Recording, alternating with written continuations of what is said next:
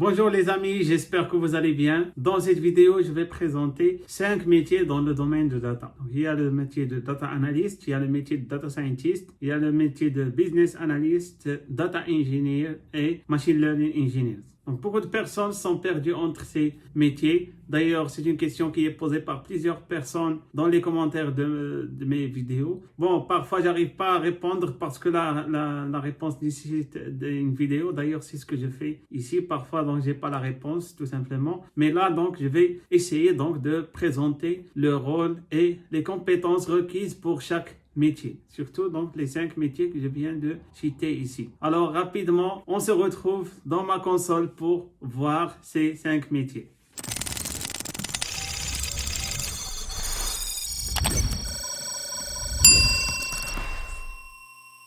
Actuellement, les données sont devenues une ressource très importante dans une entreprise et bien sûr, donc là, on est en train de voir plusieurs métiers qui sont relatifs aux données, vu que c'est une ressource importante. Donc, maintenant, on commence à recruter plusieurs profils dans ce domaine.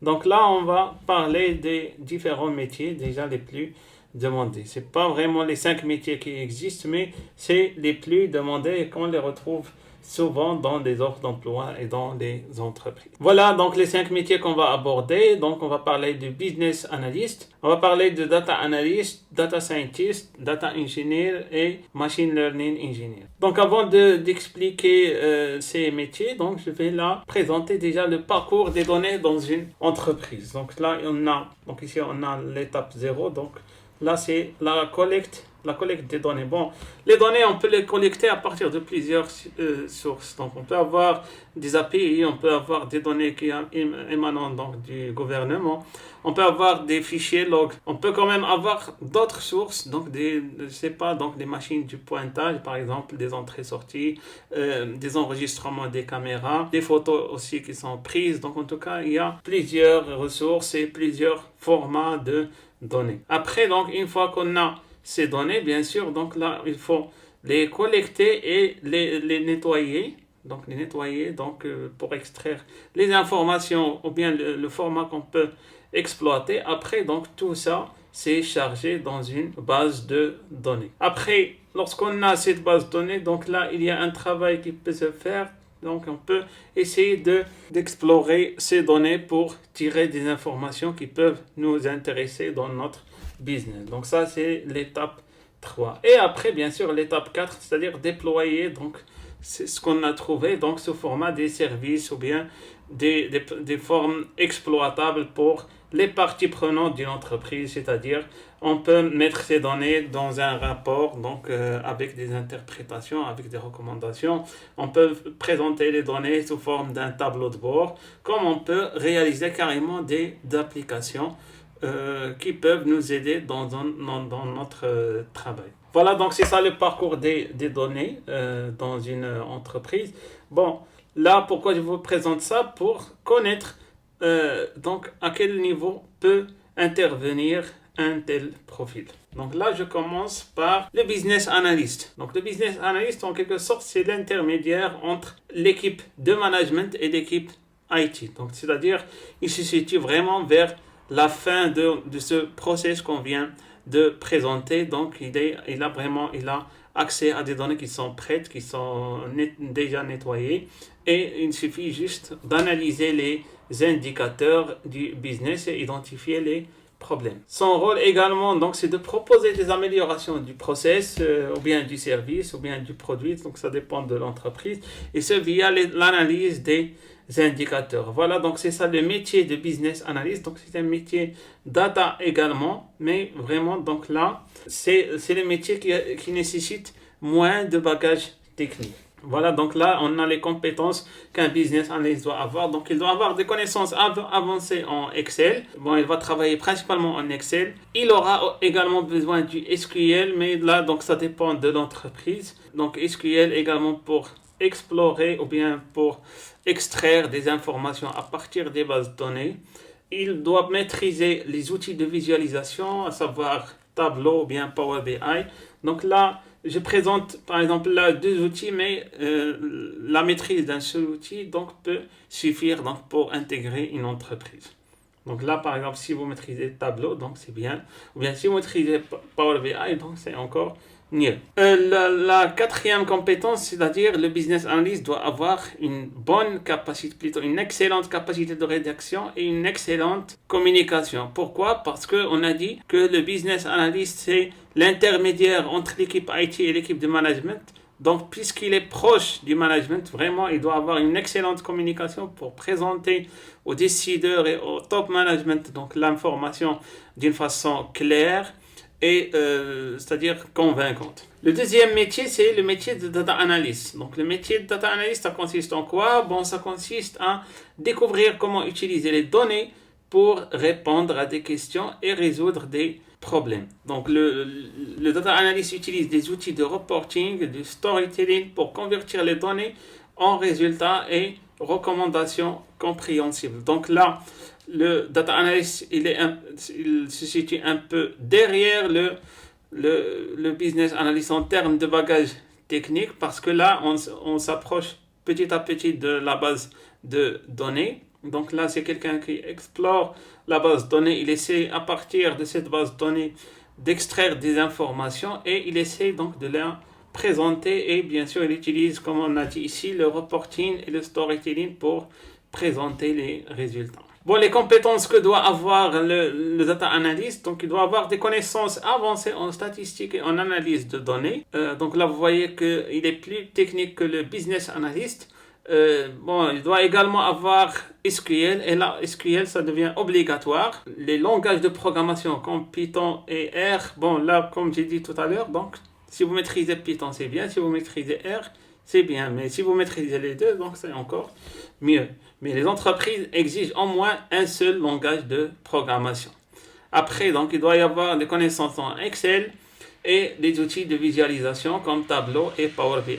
À ce niveau, on exige une bonne capacité de rédaction et communication, bon, moins de capacité par rapport au business analyst, mais en tout cas, il doit y avoir de bonnes capacités de rédaction parce que le data analyst va rédiger des rapports. Bon, là, je vais faire une comparaison entre le business analyst et data analyst. Bon, il y a quand même des similarités. Les similarités, c'est quoi? C'est que les deux utilisent bien sûr les données et les deux utilisent SQL. Bon, et également, donc une autre similarité, c'est que les deux manipulent des outils de visualisation, à savoir Tableau, ou bien Looker, ou bien Google Data Studio, ou bien Power BI. Donc, il y a plusieurs outils de visualisation. Par contre, les différences entre business analyst et data analyst, c'est que le data analyst cherche les données dans la base de données. C'est-à-dire, il ne traite pas des données habituelles. C'est pas comme le business analyst parce que le business analyst utilise les données qui sont déjà prêtes, ces données en quelque sorte, je peux les appeler standards pour prendre les décisions business. Mais là, le data analyst, donc, il peut parfois travailler sur des données un peu avancées ou bien sophistiquées pour extraire l'information. Et bien entendu, donc, le profil data analyst a plus de technicité par rapport au business analyst pour pouvoir explorer des données encore plus différentes. Le data analyst travaille plutôt avec des profils techniques. Donc là, je parle des interactions, c'est-à-dire il a un langage technique. Il n'est pas plutôt proche du management, mais cette fois-ci, il est proche de la partie IT. Le business analyst est orienté vers le management. Le data analyst se concentre sur les données, alors que le business analyst se concentre sur les indicateurs et l'interprétation de ces indicateurs. Bon, on passe maintenant au troisième métier, c'est le métier de data scientist. Bon, c'est le métier le plus populaire parmi ces métiers. Bon, la mission du data scientist, c'est d'extraire des informations à partir des données. Donc là, on retrouve toujours cet objectif, que ce soit dans data analyst ou bien dans le business analyst. Là encore, donc le data scientist cherche à extraire des informations à partir des données, mais cette fois-ci en utilisant les techniques de statistique et du machine learning. Donc le data scientist combine les statistiques, la programmation et la modélisation des données et les connaissances sur le business pour proposer des solutions à l'entreprise. Donc, vous voyez ici le profil de data analyst touche à plusieurs compétences, à savoir les statistiques, la programmation et même les connaissances métiers. donc pour produire donc des résultats satisfaisants. Bon, une définition ici populaire de data scientist, c'est une personne qui est meilleure en statistique qu'un informaticien et en même temps elle est meilleure en programmation qu'un statisticien. Bon, plutôt ici c'est qu'un, c'est pas qu'une. C'est-à-dire que le profil de data scientist, il touche en même temps à la programmation et en même temps aux statistiques. Les compétences, donc là on est en train de voir que le data scientist a plus de bagages techniques par rapport au data analyst. Donc là, bien sûr, on retrouve SQL et on a également les langages de programmation comme Python et R. Il doit avoir des connaissances en statistiques. Et là, donc, ce qui est nouveau, c'est que le data scientist commence à toucher également aux outils de computing pour déployer des modèles. Donc là, le data scientist a besoin de connaître donc MapReduce, Hadoop, Hive ou bien Spark. Il doit y avoir des connaissances aux séries temporelles. Donc les séries temporelles, donc bien sûr, c'est des données qui sont liées dans le temps. Par exemple, dans le domaine de finance, donc le cours de la bourse, par exemple, c'est une série temporelle. Il doit avoir des connaissances sur le A/B testing, donc c'est-à-dire c'est un test statistique, donc lorsqu'une entreprise veut introduire une modification, donc on essaie de faire ce genre de test. Bon, je ne vais pas l'expliquer ici parce que c'est un terme, ou bien c'est un domaine qui est un peu complexe, donc ça nécessite vraiment une vidéo à part. Il y a également le machine learning et le deep learning, donc ça c'est des compétences que les data scientists doivent avoir. Là, je vais faire une comparaison entre data scientist et data analyst et j'ai essayé vraiment de trouver la comparaison la plus simple possible pour que ça soit clair pour vous. Bon, le data scientist développe des modèles prédictifs en utilisant les algorithmes du machine learning. Donc là, le produit ou bien la valeur ajoutée, c'est plutôt des modèles prédictifs, donc qui peuvent prévoir des choses. Par contre, le data analyst, il crée des rapports et des tableaux de bord. Voilà, donc en tout cas, les deux manipulent des données, les deux font du nettoyage de données, les deux connaissent les langages de programmation, mais ce qui est produit par le data scientist est en quelque sorte différent du data analyst. Bon, bien sûr, ceci n'empêche pas, par exemple, de demander à un data scientist de créer des rapports et des tableaux de bord également. Mais généralement, le data analyst n'est pas vraiment focalisé sur les modèles prédictifs. Un autre métier, c'est le machine learning engineer. Donc l'objectif primaire du machine learning engineer, c'est de chercher, concevoir, construire des systèmes de machine learning. Parce que là, dans machine learning engineer, on retrouve le machine learning. Donc c'est quelqu'un qui a de l'expertise en machine learning et il essaie donc de développer des solutions avec les outils principalement PyTorch et TensorFlow. Donc ça, c'est les frameworks qui sont très utilisé actuellement et il essaie de déployer ces solutions dans le cloud, c'est-à-dire dans les plateformes populaires AWS et GCP. Les compétences que doit avoir le machine learning engineer, donc bien sûr, il doit y avoir des compétences en programmation, à savoir Python ou bien Java. Le machine learning engineer a plus de bagages en termes de programmation par rapport au data scientist. Il doit connaître les frameworks de machine learning, à savoir PyTorch et TensorFlow. Et il doit connaître les outils de computing comme MapReduce et Spark. Bon, vous allez voir que c'est un peu similaire au data scientist. Effectivement, les machine learning engineers et data scientists ont des missions similaires, mais la différence, c'est que le machine learning engineer est plus orienté vers les outils de machine learning.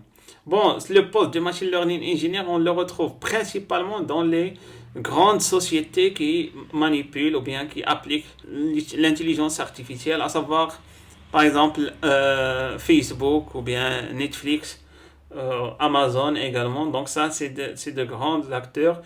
C'est là où on peut trouver un profil machine learning engineer. Le dernier métier, c'est le data engineer. Donc c'est quoi un data engineer? Bon, il faut savoir que ce soit les data analysts ou bien les data scientists ou bien le machine learning, donc tous les métiers qu'on a cités avant ne seront pas capables de travailler sans données. Donc là, le rôle du data engineer, donc, c'est de fournir des données selon une forme utilisable. D'ailleurs, rappelez-vous le premier schéma qu'on a présenté dans cette vidéo. Donc là, le data engineer se situe dans le début de cette chaîne, c'est-à-dire dans la phase collecte des données et dans la phase de chargement des données. Donc là, le data engineer cherche des données un peu partout dans l'entreprise et il essaie donc de les stocker et il les fournit aux autres métiers selon un format utilisable. Bon, ce métier commence vraiment à prendre place parce que donc là on commence à sentir l'intérêt des données.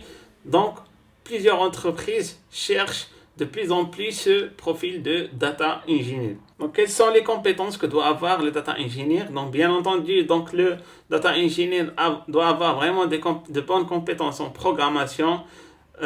Il doit avoir donc des connaissances en computing, donc à savoir Hadoop, Hive, Spark, les outils d'orchestration, donc les outils également donc du stream processing, les outils ETL, donc tout ça c'est des choses qui sont utilisées pour créer des pipelines et des data warehouse, donc pour stocker les bases de données. Il doit y avoir également des connaissances en base de données relationnelles et non relationnelles, donc là SQL, non SQL, des connaissances en modélisation de données. Il doit connaître également les plateformes cloud, à savoir AWS et GCP. Bon, après avoir présenté ces 5 métiers, il y en a qui vont se poser la question, je me situe où, bien par quoi commencer.